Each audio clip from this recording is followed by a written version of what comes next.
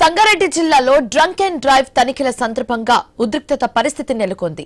కల్హేరం మండల కేంద్రంలో పోలీసులు తనిఖీలు నిర్వహిస్తుండగా బైక్ ఆపకుండా వెళ్లిపోయిన తులసిరామ్ అనే యువకుడిని పోలీసులు వెంబడించి పట్టుకున్నారని కుటుంబ సభ్యులు ఆరోపిస్తున్నారు. తులసిరామ్ ను పోలీసులు విచక్షణరహితంగా కొట్టడంతో తీవ్రంగా గాయపడ్డాడని కుటుంబ సభ్యులు చెబుతున్నారు.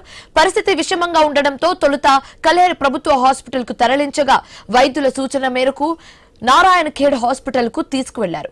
ఈ ఘటనపై ఆగ్రహం వ్యక్తం చేసిన తులసిరామ్ కుటుంబ సభ్యులు, బంధువులు కల్హేర్ పోలీస్ స్టేషన్ ముందు ఆందోళనకు దిగారు.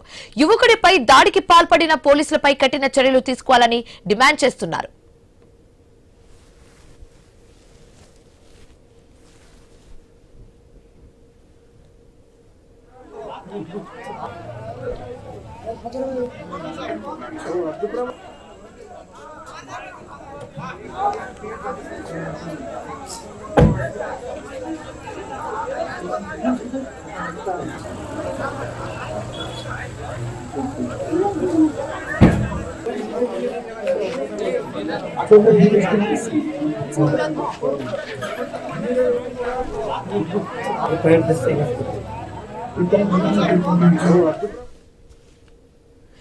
సంగారెడ్డి జిల్లాలో డ్రంక్ అండ్ డ్రైవ్ తనిఖీల సందర్భంగా ఉద్రిక్తత పరిస్థితి నెలకొంది.